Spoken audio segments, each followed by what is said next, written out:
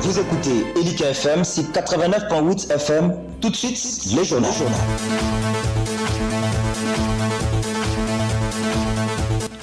Salut à toutes et à tous, madame et sommaire de cette édition, 24 heures après le lancement de la vente libre des vignettes sur toute l'étendue de la province d'ici d'Ubongi.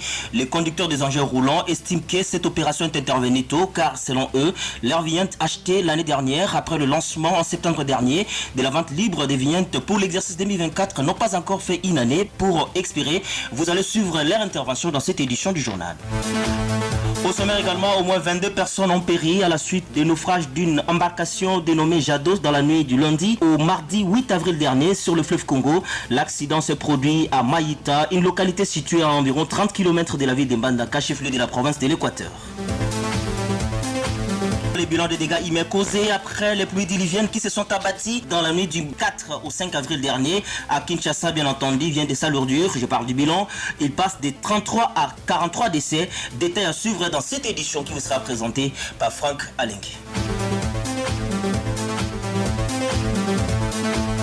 Mesdames et messieurs, bienvenue dans les corps de cette édition.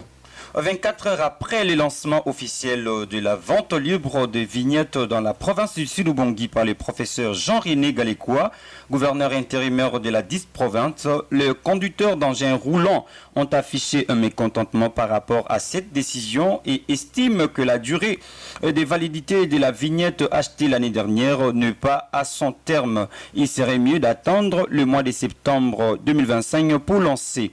On écoute un montard au micro de votre radio.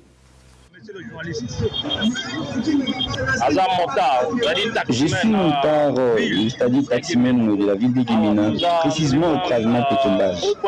Nous sommes surpris car avant que le lancement soit effectué par le gouverneur de la province du Sud-Ubongi, nous avons certainement vu les affiches d'annonces. Nous croyons que c'était simplement des écrits. Mais après, nous sommes surpris de voir le gouverneur lancer effectivement la vente libre des vignettes. Or, habituellement, quand on achète un document, il faudra une année pour acheter un autre. C'est-à-dire, les documents que nous avons est encore valide, il n'est pas expiré. Nous obliger d'acheter un autre document n'est pas une bonne chose. Quant à moi, je souhaiterais assez que nous attendions le mois de septembre pour acheter ces documents comme nous l'avions fait l'année passée. Ce n'est pas facile d'avoir l'argent parce qu'il n'y a pas de travail au pays. Et les taxis est la seule activité qui permet aux jeunes de s'en sortir. Même les intellectuels sont des montards car ils sont incapables d'aller à l'université faute d'emploi. Alors, trop de documents, trop de tracasseries et ça ne fait pas bien. Voilà pourquoi nous lançons ces cris d'alarme au gouverneur de la province du Sud-Ubongi de revoir ce point et cela permettra aux taximènes d'avoir la bonne volonté d'acheter cette vignette au mois de septembre.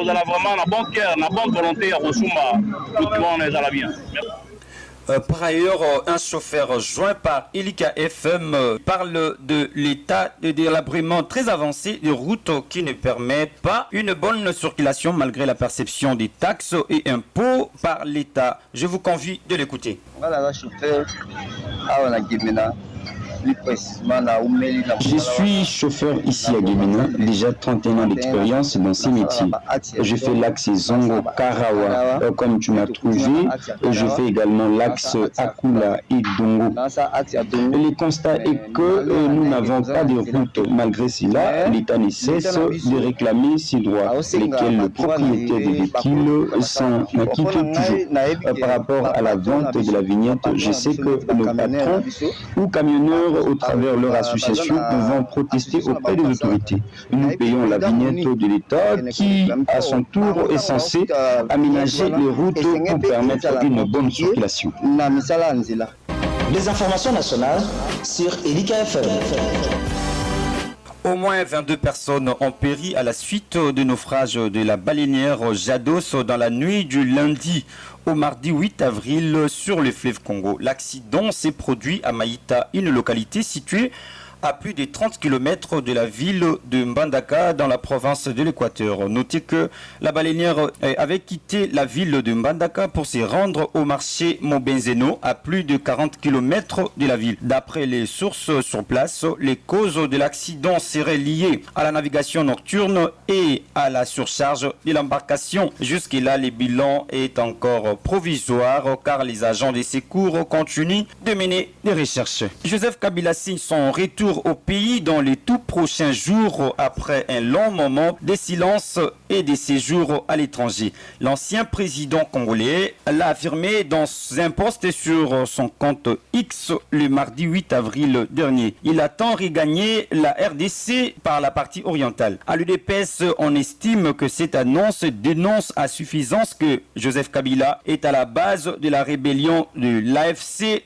M23 dans l'est de la République démocratique du Congo. C'est en tout cas ce qu'a affirmé Augustin Kabouya, secrétaire général du parti présidentiel. On l'écoute. Il y a un adage qui dit, quelle que soit la durée de la nuit, le soleil finit toujours par apparaître. Rappelez-vous, au cours d'une matinée politique, j'avais décrit de quelle manière Kabila avait quitté le territoire national et j'avais présenté la situation que c'est Kabila qui est derrière Corneille Nangaa. J'avais subi toutes sortes de lynchages médiatiques, bien que c'était la vérité. Moi, ça ne me surprend pas. Nous sommes tous rattrapés par cette vérité. Kabila, tout en étant conscient que par la voie démocratique, par la voie électorale, jamais il ne peut gagner même les municipales. Vu tout le mal qu'il a fait contre les Congolais, il était conscient que l'unique façon de revenir sur la scène politique, c'était de tuer les Congolais. Quand la ville de Goma tombe sous l'occupation étrangère, Kabila n'a jamais dit un mot. Bukavu, la même chose. Mais le jour où Kabila a entendu qu'il y a eu des sanctions contre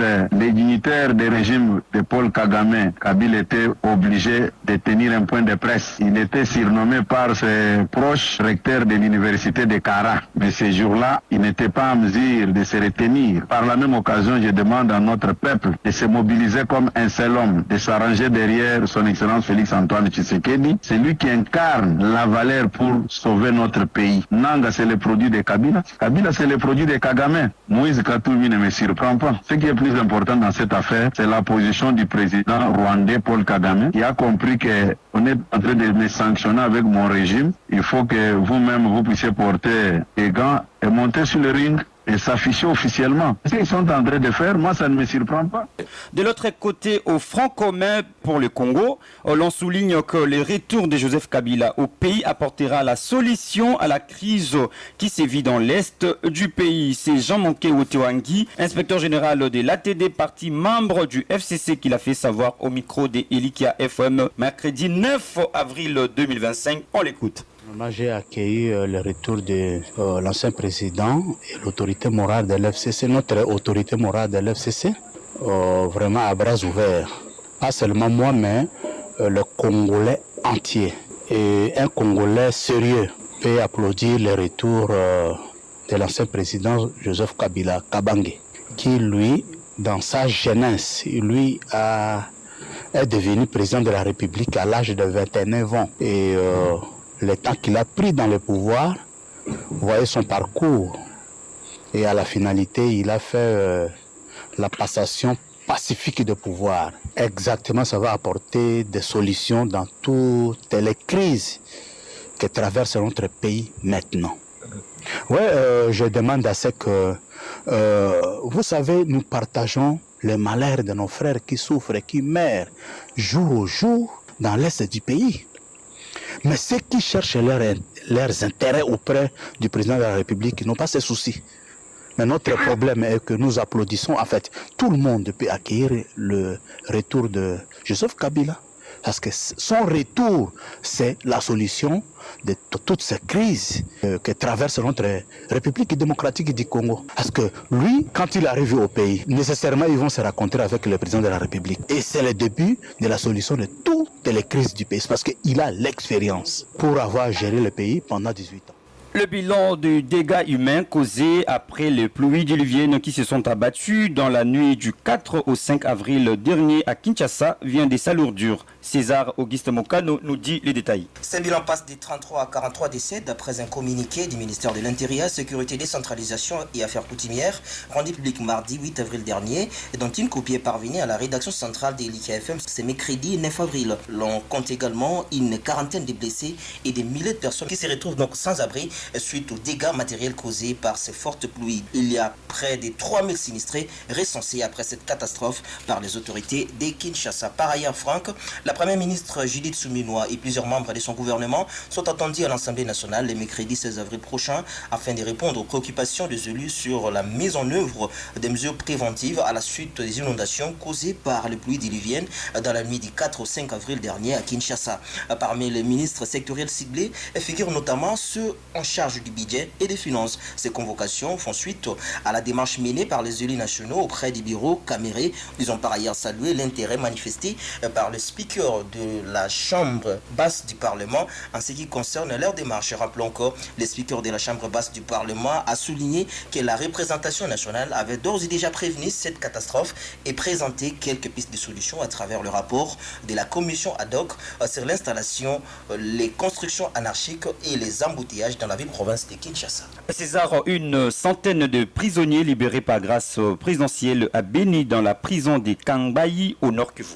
Vous l'avez dit, la cérémonie de leur libération est intervenue à Béni, cérémonie présidée par le gouverneur militaire du Nord Kivu, Évariste Somo. Ils étaient au total 117 prisonniers, dont 74 militaires, à quitter cette maison carcérale. Le chef de l'exécutif provincial du Nord Kivu indique par ailleurs que les militaires vont rejoindre le camp d'instruction de Nyaleke avant leur réintégration au sein de l'armée congolaise.